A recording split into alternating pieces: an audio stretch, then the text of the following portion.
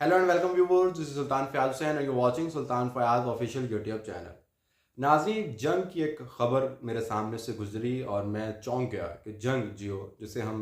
अंधों में काना राजा समझते हैं कि यार ये कुछ ना कुछ जो स्पेस है उस स्पेस को इस्तेमाल करते हुए पाकिस्तान के अंदर जो मज़लूम हैं या जो पाकिस्तान के अंदर ऐसे मामलात हैं जिन पर दीगर मीडिया जो है वो बात करने से घबराता है, तो ये अपनी स्पेस को इस्तेमाल करते हुए इस पर बात करते हैं। लेकिन जब ये ख़बर देखी, ये सुर्खी देखी, तो उसके बाद ये तासुर भी जो है वो ज़ायल हो गया और लगा कि यार ये भी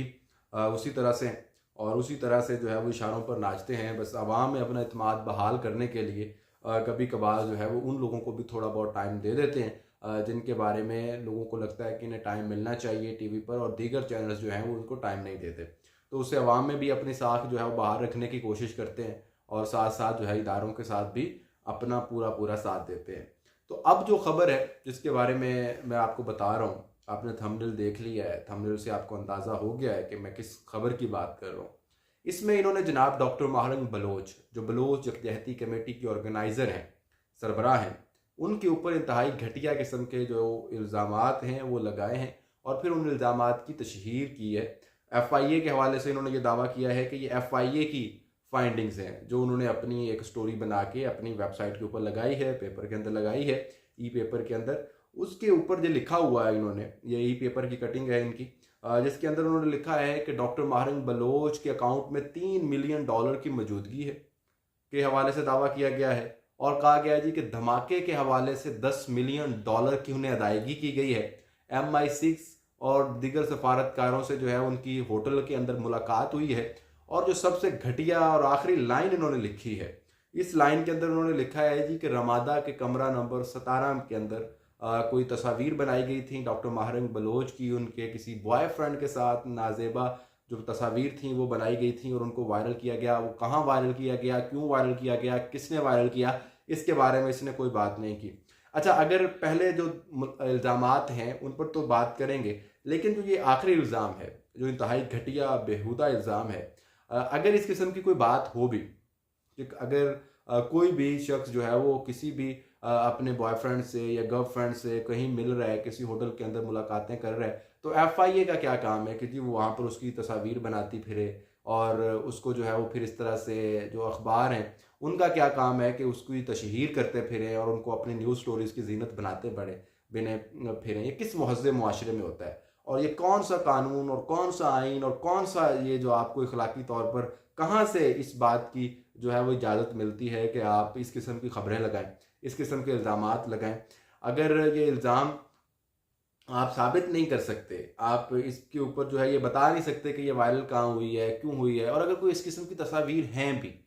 तो अगर तो आपने बनाई हैं या FIA ने बनाई हैं तो क्यों बनाई हैं? सबसे पहले तो सवाल आपसे होना चाहिए कि आपने ये घटिया काम क्यों किया है? किसी की पर्सनल स्पेस के अंदर, ज़ाती की ज़िंदगी के अंदर आप किस तरह से मुदाखलत कर सकते हैं? किसी का ज़ाती फ़ेल जो है, जो उसकी ज़िंदगी का मामला है, उसके अंदर आप कैसे इंटरफेयर कर सकते हैं? आप जो है वो कोई इस किस्म का मामला या कोई कौमी सलामती का या किसी मुल्क की सूरत हाल का, तो इससे कोई मामला नहीं है कि अगर कोई शख्स अपने बॉयफ्रेंड से मिल रहा है या गर्लफ्रेंड से मिल रहा है, ये तो उसका ज़ाती मामला है और ये ज़ाती मामला ही रहना चाहिए। अच्छा, तो दीगर अगर $3 मिलियन की मौजूदगी पाई गई है, धमाके के लिए $10 मिलियन की अदायगी हुई है, MI6 से उनकी मुलाकात हुई है, सफारतकारों से उनकी मुलाकातें हुई हैं, अगर ये सब कुछ हुआ है तो फिर आपको ये बात करने की क्या ज़रूरत है? फिर इन सारे जो ये इल्ज़ामात, इतने बड़े बड़े इल्ज़ामात आपने लगा दिए हैं, उसके साथ ये बेहुदा बात करने की क्या ज़रूरत थी? अगर ये सब कुछ होता तो मैं आपको यकीन से कहता हूँ कि ये बात फिर ये कभी भी इसके अंदर ना करते,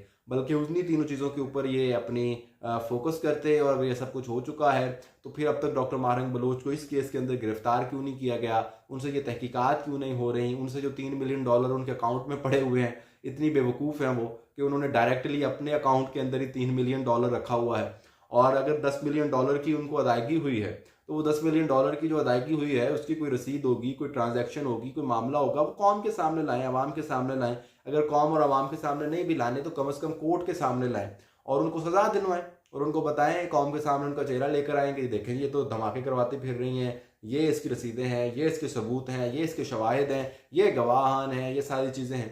बट वैसा तो आप कुछ कर नहीं पा रहे, आपके पास कोई सबूत तो है नहीं, आपके पास कोई ऐसी चीज़ नहीं है जिसकी बुनियाद के ऊपर फिर आप ये कमरा नंबर 17 जैसे जो झूठे इल्ज़ाम हैं ये लगाते हैं। आप पाकिस्तान की सियासत और पाकिस्तान की जो इस्टेब्लिशमेंट है उसके अंदर अनफॉर्चुनेटली ये मामला जो है वो मामूल बन चुका है कि जिस शख्स के खिलाफ आप कोई सबूत नहीं ला पाते, किसी केस के अंदर उसको जो है वो आप सज़ा नहीं दिलवा पाते, तो उसके खिलाफ फिर आप इस किस्म की जो हरकतें हैं वो शुरू कर देते हैं। उसको जो है वो डिफेम करने की कोशिश करते हैं, उसकी तस्वीर वायरल करने की कोशिश करते हैं, वीडियोज़ की धमकियाँ दी जाती हैं। यहाँ पर तो वज़ीर आज़म जो है इमरान खान वो खुद कह चुका है कि मुझे जनरल कमर जावेद ने कहा था कि आप भी प्ले बॉय रहे हैं और ये है और वो है। तो इस किस्म की धमकियाँ जो है इस मुल्क के अंदर एक आम सूरत हाल बन चुकी है जो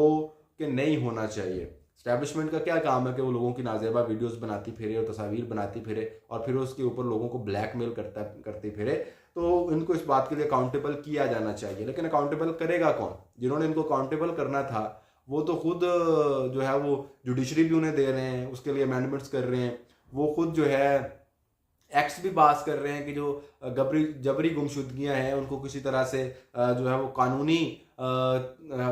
मिल जाए और वो कानूनी हैसियत मिल जाए उनको, और वो 2-2-3 माह जो है वो आर्मी के जो लोग हैं या जो फोर्सेस के लोग हैं वो लोगों को उठा के ले जाएं और उनके बारे में पता भी कुछ ना हो, और फिर बाद में जब कोर्ट में मामला आए तो वहाँ पर वो कहें जी कि देखें जी हमने तो इस एक्ट के ज़रिए इसको उठाया है और इसे तहकीकात कर रहे हैं, और जज भी उन्हें बना दें, ज्यूरी भी उन्हें बना दें, सब कुछ उन्हें बना दें, और एक स्टेट बन चुकी है बनाना स्टेट, इसी का जो मामला है इसी को आगे चलता रहना दें। तो ये सूरत हाल इंतहाई संजीदा है, इंतहाई इस मुल्क के अंदर। अगर इस मुल्क ने वाक़यातन जिस तरह से कहा जाता है जी कि इसने ताक़यामत कायम रहना है, तो अगर तो ताक़यामत रहना है कायम और ऐसा इरादा है कायम रहने का, तो फिर आपको ये सारी हरकतें जो है वो छोड़नी पड़ेंगी, आपको राह रास्त पर आना पड़ेगा, आपको जो है ये जो जबरी गुमशुदगियों वाला मामला है ख़त्म करना पड़ेगा, मुहज़्ज़िब कौमों की तरह बर्ताव करना पड़ेगा। आपको जो है अगर किसी पर शक है तो उसको गिरफ्तार करें, आपके पास FIA है, आपके पास पुलिस है, आपके पास दीगर कानून नाफिज करने वाले इदारे हैं, उसको गिरफ्तार करें, उसके खिलाफ शवाहिद और जो सबूत हैं वो कोर्ट के अंदर पेश करें और कोर्ट से उसको सज़ा दिलवाएं और सज़ा दिलवा कर वो अंदर ज़िंदगी गुजारे। हालांकि हमारे कोर्ट्स का भी कोई इतना बेहतर निज़ाम नहीं है और जो अभी अमेंडमेंट्स हो गई हैं उससे तो वो एक स्लेव बन के रह गई है, बट फिर भी जो एक प्रोसीजर है उसको तो फॉलो किया जाना चाहिए। और जो इस कानून के अंदर जो इंसाफ फराहम करने का जो एक अमल है, जो जुडिशरी का हमारा निज़ाम है उसको बेहतर होना चाहिए, उसको मज़ीद ताकतवर होना चाहिए ताकि वो लोगों को इंसाफ फराहम कर सके। लेकिन यहाँ पर तो दिन ब दिन उसको कमज़ोर करने की कोशिश की जा रही है और उसको ताकतवरों को ग़ुलाम बनाने की कोशिश की जा रही है ताकि जो ताकतवर हैं वो मुस्तहकम रह सकें और हर वो काम कर सकें जो करना चाहें। तो जनाब ये वो एक स्टोरी थी जो आपके सामने रखी है, और इस किस्म के जो इल्ज़ामात हैं इनके बारे में आपका क्या ख्याल है? किस किस्म के इल्ज़ामात क्यों लगाए जाते हैं और जो ये घटिया पाकिस्तानी सियासत और इस्टेब्लिशमेंट के इस किस्म के जो ये तरीक़ेकार हैं ये क्यों लगाए जाते हैं? क्या आपको लगता है कि क्योंकि अवाम इसको ज़्यादा ख़रीदती है, अवाम इसके अंदर ज़्यादा इंटरेस्टेड होती है और अवाम जो है वो इस बुनियाद के ऊपर लोगों से नफ़रत और मोहब्बत करती है, ये वजह है या कोई और वजह है? ये कमेंट सेक्शन में आपने ज़रूर बताना है। Good bye.